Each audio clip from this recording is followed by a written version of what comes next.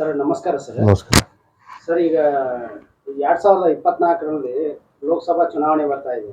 ಇದರಲ್ಲಿ ಹೇಳ್ತಾ ಇದ್ದಾರೆ ತಾವು ಹಿಂದಕ್ಕೆ ಸರಿದಿದ್ದೀರಾ ಅಂತ, ಮತ್ತು ಅದರಲ್ಲಿ ಭಾಗವಹಿಸ್ತವರು ನಿಲ್ಲೋ ಚುನಾವಣೆಯಲ್ಲಿ ಹೇಗೆ ಅಂತೇಳಿ ಸ್ವಲ್ಪ ನಮ್ಮ ಮಾಧ್ಯಮದಲ್ಲಿ ಇದು ಮಾಡ್ತಾರೆ ಸರ್. ಸರ್ ಮೊದಲನೇದಾಗಿ ನಾನು 4 ಚುನಾವಣೆ ಎದುರಿಸ್ತೀನಿ ರೀ.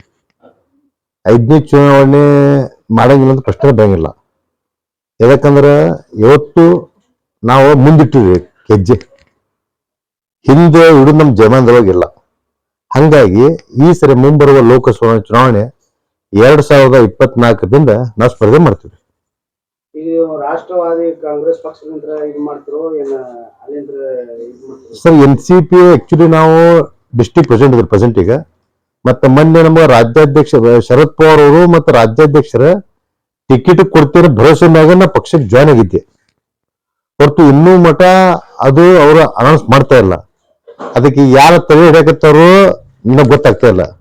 ಅದಕ್ಕೆ ಟಿಕೆಟ್ ಕೊಟ್ಟು ಚುನಾವಣೆ ಎದುರಿಸ್ತೇನೆ ರೀ. ಪಕ್ಷೇತರ ಸ್ಪರ್ಧೆ ಮಾಡ್ತೇನೆ ರೀ. ಈಗ ಅವ್ರು ಟಿಕೆಟ್ ಕೊಡ್ಲಿಲ್ಲ ಅಂತ ಹೇಳಿದ್ರೆ ನೀವು ಪಕ್ಷೇತರ ಬರ್ತೀರಾ? ಪಕ್ಷೇತರಾಗಿ ಕಣಕ್ಕೆ ಇಳಿತೀನಿ ರೀ. ನಿಮ್ಮ ಟಾರ್ಗೆಟ್ ಯಾರ ಮೇಲೆ ಇದೆ ಸರ್? ಜಾಸ್ತಿ ಯಾರ ಮೇಲೆ ನೀವು ನಿಂತ್ರೆ ಯಾರಿಗೆ ಒತ್ತಿ ಬಿಡಬಹುದು ಸರ್? ಯಾರ ಕೆಲಸ ಯಾರು ಮಾಡಲ್ಲ ಅವ್ರನ್ನ ಒಜ್ಜಿ ಬಿಡೈತ್ರಿ. ಯಾರು ನನಗೆ ಗೊತ್ತಿಲ್ಲ, ಕೆಲಸ ಯಾರು ಮಾಡಿಲ್ರಿ ಅವ್ರು ಒಜ್ಜಿ ಬಿಡೈತಿ ಪಕ್ಕ. ಇದಕ್ಕೆ ಈ ಸರಿ ಕ್ಷೇತ್ರ ಜನತೆ ಬದಲಾವಣೆ ಬಯಸಿದ್ರಿ. ಯಾಕಂದ್ರ 4 ಬಾರಿ ಸಂಸದರ ಆಧಾರ ನಮ್ಮ ಕ್ಷೇತ್ರಕ್ಕೆ ಎಷ್ಟು ಅಭಿವೃದ್ಧಿ ಮಾಡಿದ್ರೆ ರಾಜು ನಾಯ್ಕೋಡಿ ಬ್ಯಾಡ್ರಿ ದಂಡಿ ಪ್ರಶ್ನೆ ಇಟ್ಟು ಇವತ್ತು ಏನ್ ಪರಿಸ್ಥಿತಿ ಐತಿ ಧಾರವಾಡ ಜಿಲ್ಲಾದೊಳಗ ಜನರಿಗೆ ಎಂತ ಸಮಸ್ಯೆ ನೋಡಾಕತ್ತಾರ. ನಾನು ಬೇರೆ ಕಡೆ ಮಾತಾಡಂಗಿಲ್ಲ. ನೀವು ಹಾರ್ಟ್ ಆಫ್ ಸಿಟಿ ಹುಬ್ಬಳ್ಳಿ, ನಮ್ಮ ಹುಬ್ಬಳ್ಳಿ ಕೇಂದ್ರ ಬಿಂದು ಚೆನ್ನಮ್ಮ ಸರ್ಕಲ್, ಅಲ್ಲೇ ಸರಿಯಾದ ರೋಡ್ಗಳಿಲ್ಲ. ಮತ್ ತಾಲೂಕುಗಳು ಇವ್ರು ಏನ್ ಅಭಿವೃದ್ಧಿ ಮಾಡ್ಯಾರ? ತಾವೀಗ ಪಕ್ಷೇತರಲಿಂತ್ರ ನಿಂತ್ರಿ ಇಲ್ಲ ರಾಷ್ಟ್ರ ಪಕ್ಷಲಿಂತ್ರ ನಿಂತ್ರಿ ನಿಂತ್ರ ಅಂದ್ರ ಮುಂದಿನ ಇದ್ರೊಳಗೆ ನೀವು ಎಲ್ಲಾ ಚೇಂಜಸ್ ಮಾಡ್ತೀರಿ ಸರ್? ಈಗ ಮೊದಲಿನಂತ ರಾಜಕಾರಣ ಈಗಿಲ್ಲ. ತಮ್ಮ ವ್ಯಕ್ತಿತ್ವ ವರ್ಚಸ್ಸಿಂದ ಗೆಲ್ಲುವಂತ ಕ್ಯಾಂಡಿಡೇಟ್ ನಮ್ಮ ಧಾರವಾಡ ಡಿಸ್ಟಿಕ್ ಒಳಗಿಲ್ಲ. ತಮ್ಮ ನಾಯಕರು ಫೋಟೋ ಹಾಕುತ್ತಾರೆ ಇವರು. ನಾವದು ನಿಮ್ಮ ಫೋಟೋ ಚುನಾವಣೆ ಮಾಡ್ರಿ. ಯಾಕಂದ್ರೆ ಕ್ಷೇತ್ರದೊಳಗ ನಾವೇನು ಜನಪ್ರತಿನಿಧಿಗ ನಿಮ್ಮ ಕೆಲಸ ಮಾಡ್ರಿ. ನಿಮ್ಮ ಕೆಲಸ ಮಾಡಿ ಜನರು ನಿಮ್ಗೆ MLA ಮಾಡ್ತಾರೆ, MP ಮಾಡ್ತಾರೆ, ಮುಖ್ಯಮಂತ್ರಿ ಮಾಡ್ತಾರೆ.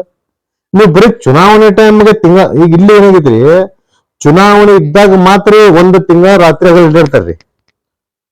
ಚುನಾವಣೆ ಗೆದ್ರೆ ಅದು ಮತ್ತೆ ಜನರಿಗಾಗಿ ಸಿಗಂಗಿಲ್ಲ. ಸರಿಯಾದ ಮೂಲಭೂತ ಸೌಕರ್ಯ ಬಗ್ಗೆ ಜನರಿಗೆ ತಲುಪಂಗಿಲ್ಲ. ಅವರು ವ್ಯಕ್ತಿಗಳು ಬೀಜ ಬಿಡ್ತಾರ. ಹಂಗಾಗಿ ಇವತ್ತು ಕ್ಷೇತ್ರ ಜನತೆ ಅನುಭವಿಸ್ತಾರೆ, ಸಂಕಷ್ಟ ಅನುಭವಿಸ್ತಾರ. ಯಾಕಂದ್ರೆ ಒಬ್ಬ ಜನಪ್ರತಿನಿಧಿ ಕೆಲಸ ಏನ್ರ ಸರ್, 5 ವರ್ಷ ಅವ ಜನರ ಜೊತೆ ಇರ್ಬೇಕು. ಕ್ಷೇತ್ರದೊಳಗೆ ಏನು ಸಮಸ್ಯೆ ಆತಂದ್ರೆ ನನ್ನ ಮನೆ ಸಮಸ್ಯೆ ಅಂತಂದ ಕ್ಷೇತ್ರ ಕೆಲಸ ಮಾಡ್ಬೇಕು ಇವರು. ಆ ಒಬ್ಬ ಜನಪ್ರತಿನಿಧಿ ಕೆಲಸ. ಮತ್ತೆ ಇನ್ನೊಂದು ಹೇಳ್ಬೇಕಂದ್ರೆ ಇವತ್ತು ಒಬ್ಬ ಜನಪ್ರತಿನಿಧಿಗ ಜಾತಿ ಗೊತ್ತಿರಬಾರ್ದು.